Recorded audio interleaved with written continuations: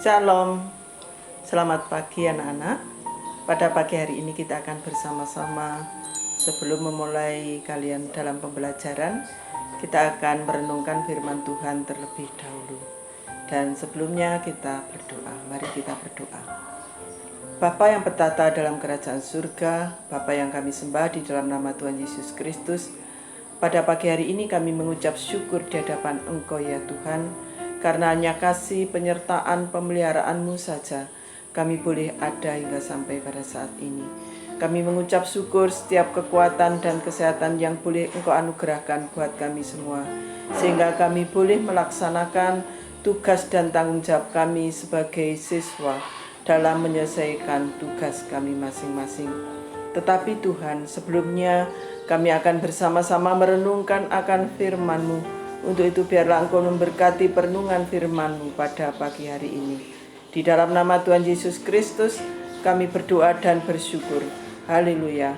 Amin. Anak-anak yang dikasihi oleh Tuhan, pada pagi hari ini kita akan bersama-sama merenungkan firman Tuhan yang diambil dari 1 Korintus pasal yang ke-15 ayat yang ke-33 dan 34. 1 Korintus 15 ayat 33 dan ayat 34. Demikian firman Tuhan. Janganlah kamu sesat. Pergaulan yang buruk merusakkan kebiasaan yang baik. Sadarlah kembali sebaik-baiknya dan janganlah berbuat dosa lagi. Ada di antara kamu yang tidak mengenal Allah.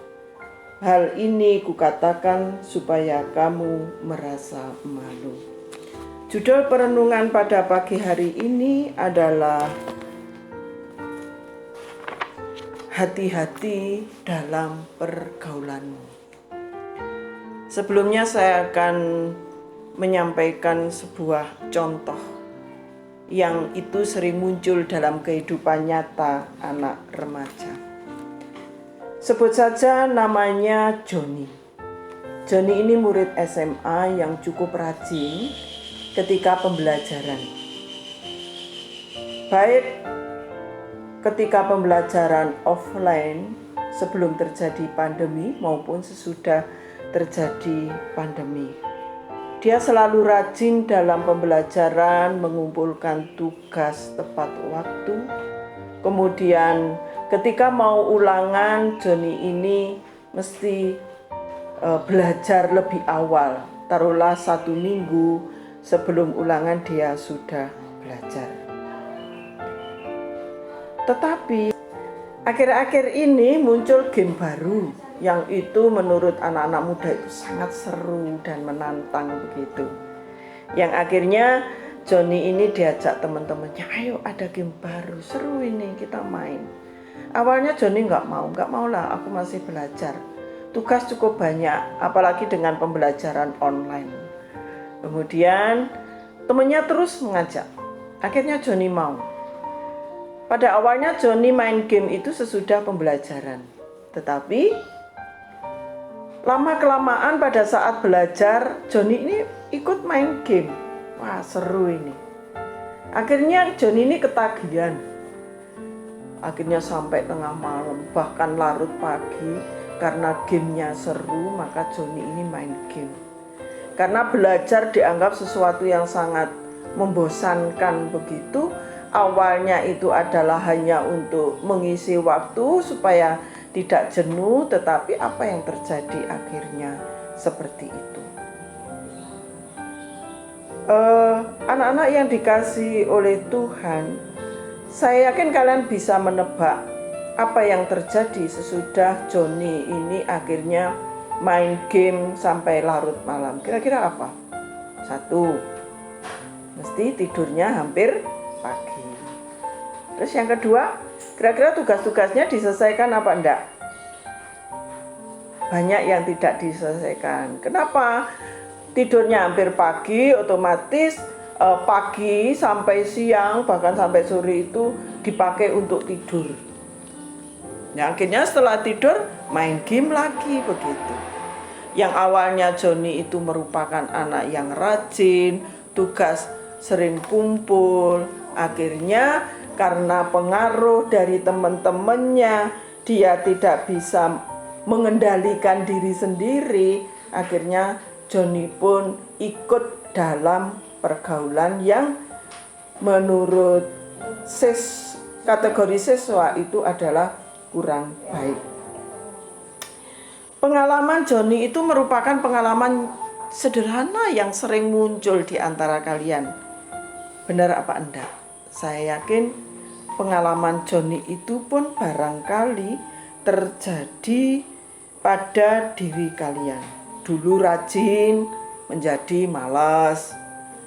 Dulu tidak pernah ngomong yang kotor, akhirnya sering main game kalah. Endingnya ngomongnya jadi banyak yang ngomong yang kotor. Yang berikutnya akhirnya tidak jujur. Mungkin orang tuanya, Joni gimana belajarmu? Beres mah. Tapi apa yang terjadi?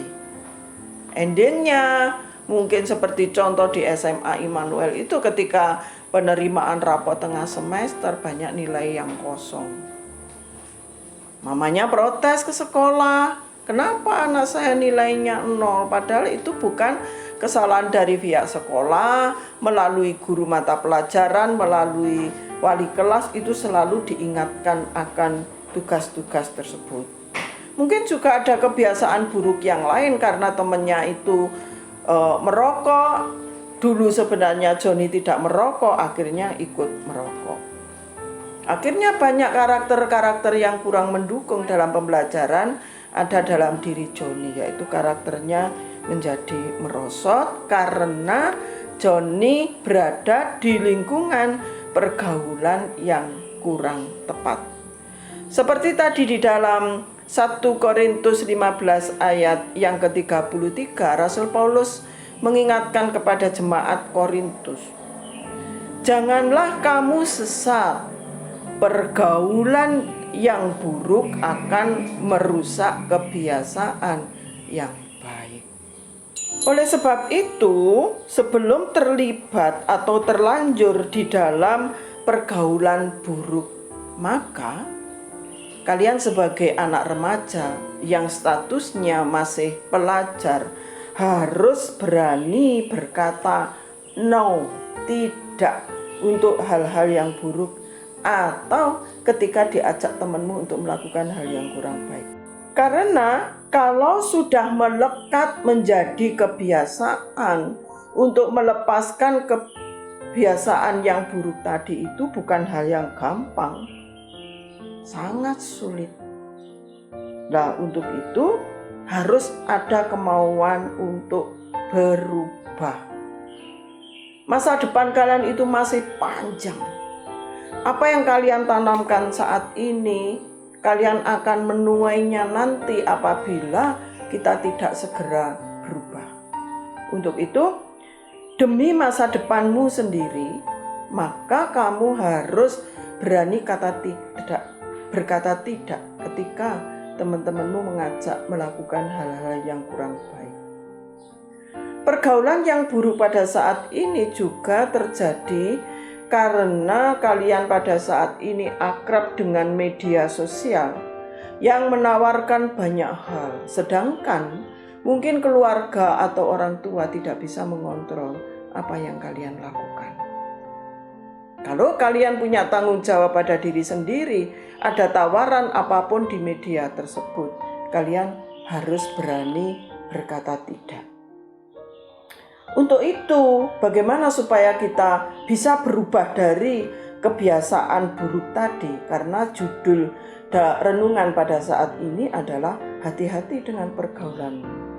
Yang pertama, langkah yang pertama, kita harus berdoa kepada Tuhan. Serta kita harus berjanji untuk tidak mengulangi hal yang buruk tadi yang merugikan kalian.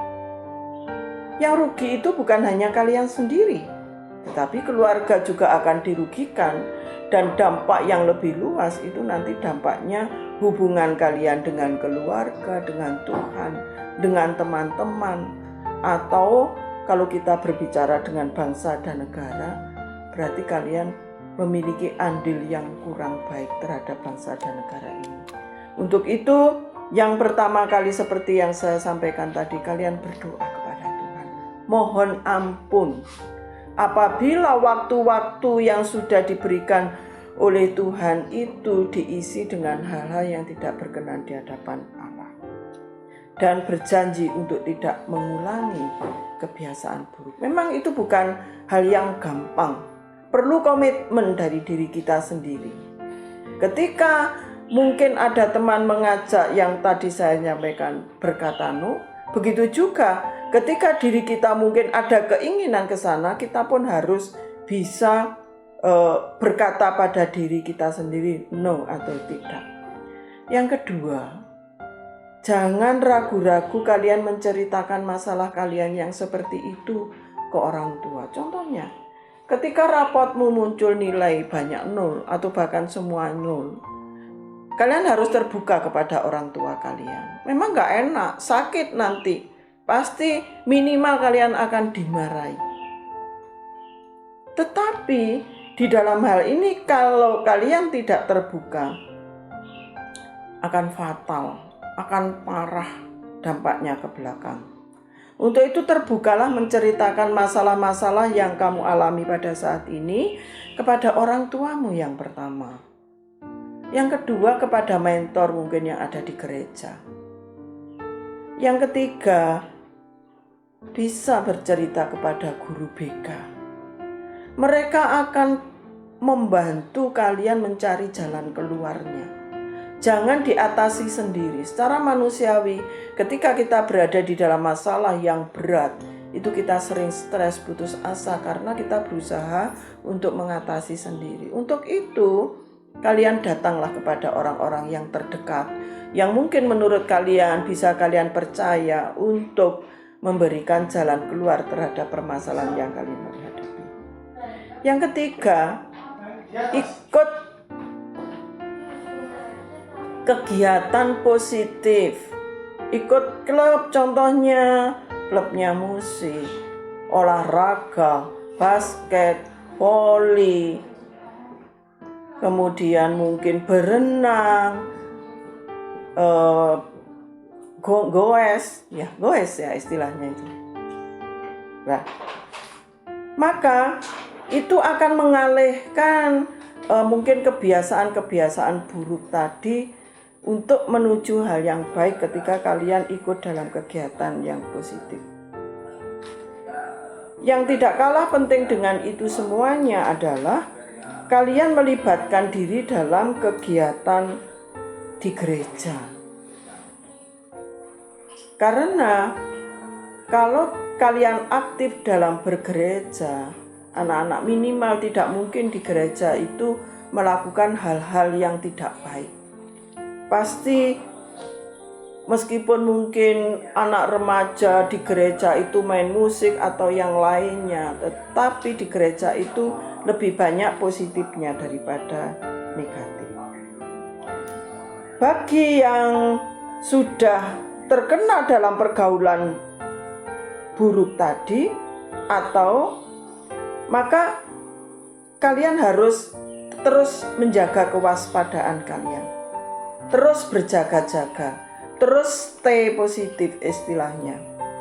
Tetapi bagi yang belum terkena dalam pergaulan buruk, maka kalian harus menghindari bagaimana supaya tidak terjadi pergaulan buruk di situ. Lebih baik kalau kalian mampu menjadi terang, mencerahkan teman-temanmu yang berbuat buruk tadi. Karena di dalam ayat 34 di situ dikatakan sadarlah kembali sebaik-baiknya dan janganlah berbuat dosa lagi. Ada di antara kamu yang tidak mengenal Allah. Hal ini kukatakan supaya kamu merasa malu. Supaya paling tidak malu pada diri sendiri kalau orang lain gak ngerti begitu. Kemudian bagi kalian anak-anak remaja, kembangkan potensi dan bakatmu. Cari potensiku itu apa sih? Kemampuanku yang menonjol itu apa sih? Ayo itu dikembangkan. Jangan merasa aku tidak bisa apa-apa. Setiap orang oleh Tuhan pasti dikaruniai potensi. Supaya kita tetap produktif di dalam kehidupan kita. kalian itu termasuk usia produktif yang kemampuannya itu harus dieksplor. Kemudian kita harus rajin belajar. Memang ketika kita sudah terjebak di dalam suatu permasalahan yang berat, akhirnya tugas kalian yang menumpuk luar biasa, maka kalian akhirnya malas. Ketika kalian malas itu sebenarnya itu pengaruh dari roh jahat. Mungkin roh jahat akan berbicara, tidak usah belajar. Paling gurunya akan kasihan pada kalian begitu. Dalam hal ini guru tidak akan kasihan ketika kalian tidak bertanggung jawab. Maka guru akan kasihan kepada kalian ketika kalian bertanggung jawab. Anak-anak yang dikasihi oleh Tuhan, masa-masa ini adalah masa yang susah. Mungkin orang tuamu juga susah, kamu juga susah, guru juga susah ketika pada masa pandemi seperti ini. Kami sebagai guru itu sebenarnya ingin ngontrol kegiatanmu itu apa sih di rumah, tetapi kami sering tidak bisa. Untuk itu, mari dengan perenungan firman Tuhan pada kali ini menyadarkan kita semua, terutama di dalam memilih pergaulan kita. Karena mungkin orang tuamu bekerja, sehingga kalian jam-jam tertentu keluar bersama dengan teman-teman. Anak-anak yang dikasihi oleh Tuhan, ketika di akhir-akhir ini mungkin beberapa hari ini, minggu-minggu ini mungkin banyak demo, maka kalian pun karena mungkin jenuh, pingin ikut dalam kegiatan itu, kalau bisa mengendalikan diri. Karena dampaknya sangat buruk bagi pelajar apabila mengikuti kegiatan seperti itu. Minimal kamu akan kena. Pasti polisi akan mencatat namamu, alamatmu. Kedua, ketika kamu mungkin pada saat ikut demo itu ditahan polisi, orang tua pasti akan dihubungi untuk menjemput kalian. Keluargamu kena. Yang ketiga, pasti kalian akan ditanya, kamu masih pelajar? Iya. Sekolah di mana? Umpamanya di SMA Immanuel, sekolahnya kena lagi. Untuk itu janganlah bergaul dengan orang-orang yang itu sebenarnya bukan porsinya mengikuti demo. Kan itu umpamanya diikuti oleh Serikat Buruh Indonesia. Lah kalian kan tidak termasuk di situ. Kalian kan cuma ikut-ikutan aja. Lalu apa dampaknya buat kalian? Kan cuma seneng-seneng aja ngumpul-ngumpul begitu. Tetapi ketika itu mau melakukan hal yang seperti itu anak-anak, Tuhan mengaruniakan kita pikiran yang bijak. Untuk itu berpikirlah sekian kali lipat ketika kalian mau melakukan hal yang tidak benar. Tetap belajar anak-anak, harus kuncinya itu. Jangan sampai endingnya nanti ketika di akhir tahun kalian sudah tidak mampu mengerjakan setiap tugas dan mungkin ulangan harian, tugas dan lain sebagainya dari Bapak Ibu Guru. Kalian akhirnya malas, kalian sudah tahu endingnya apa. Mau tetap umpamanya yang kelas 10 duduk di kelas 10, yang kelas 11 duduk di kelas 11, yang 12 tidak mau lulus. Saya yakin ending itu tidak ada di dalam benak kalian. Supaya itu tidak terjadi pada diri kalian, berhati-hatilah dalam bergaul. Karena seperti di Ibrani itu dikatakan, hari-hari ini adalah hari yang jahat. Ketika kita tidak melibatkan Tuhan di dalam setiap apa yang kita lakukan, hari-hari ini adalah hari yang jahat. Jaga pergaulan, hati-hati, supaya itu tidak merusak kebiasaan baik yang ada di dalam dirimu. Seperti Joni tadi, biarlah Joni menyadari akan kesalahannya sehingga dia bertobat.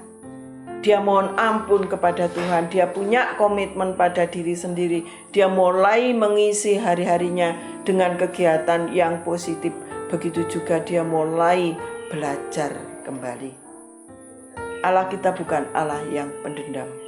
Begitu juga orang-orang yang Tuhan pakai untuk mendidik kalian bukan orang yang pendendam ketika kalian kembali ke jalan yang benar.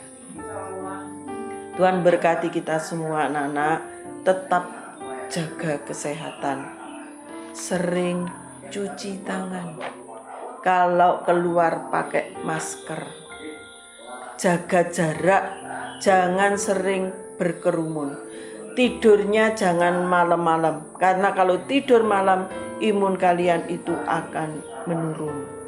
Kemudian makan makanan yang sehat supaya imun kalian meningkat. Luangkan waktu khusus untuk berolahraga dalam setiap hari minimal 30 menit. Tuhan pasti memberkati kita. Kita berdoa semoga badai ini cepat berlalu sehingga kalian bisa bertemu kembali di sekolah bersama-sama dengan Bapak Ibu guru.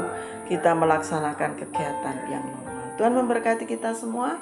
Kita tutup di dalam doa. Terima kasih atas firman-Mu pada pagi hari ini Tuhan. Biarlah itu mengingatkan kami kembali. Mungkin ketika kami, anak-anak-Mu, anak remaja ini terjebak dalam pergaulan buruk. Tuhan, kami datang kepada Engkau. Kami mohon ampun atas dosa pelanggaran kami yang mengisi hari-hari kami dengan hal-hal yang tidak benar. Tuhan, pada saat ini kami berdoa untuk pembelajaran yang kami lakukan. Tuhan berkati, ajarkan kepada diri anak-anak kami semua punya tanggung jawab, punya kedisiplinan, mengumpulkan setiap tugas itu tepat pada waktunya. Kami juga berdoa untuk anak-anak kami yang jauh, yang tidak bersama-sama dengan kami. Ada yang di luar kota, di luar pulau, ada yang di Papua, di Kalimantan, ada yang di Jakarta, mungkin ada yang di Medan, ada yang di NTT, ada yang di Toraja, bahkan ada yang di Sabah. Tuhan berkati anak-anak kami dalam pembelajaran ini. Kami yakin dan percaya ketika mereka semua bersandar kepada Engkau ya Bapa, Engkau akan menolong mereka, memberikan jalan keluar setiap persoalan yang dihadapi. Kami berdoa untuk para orang tua mereka Tuhan. Berkati orang tua anak-anak kami yang sudah melahirkan, membesarkan, mendidik, memfasilitasi. Bahkan dalam kehidupan mereka orang tua memelihara, mengasihi mereka. Tuhan memberkati para orang tua mereka. Terlebih bagi orang tua mereka yang mungkin kena dampak COVID-19 ini Bapak. Kami yakin Tuhan akan menolong orang tua, siswa-siswi SMA Immanuel. Kami juga berdoa untuk Bapak Ibu guru yang telah membimbing anak-anak kami. Meskipun dalam pembelajaran daring ini Bapak Ibu guru harus stay di sekolah. Tuhan memberkati Bapak Ibu guru, beri kekuatan dan kesehatan di dalam menjalankan tugas dan tanggung jawabnya sebagai pendidik. Terima kasih Tuhan, inilah doa permohonan kami. Kesemuanya itu hanya kami minta di dalam nama Tuhan Yesus Kristus. Haleluya. Amin.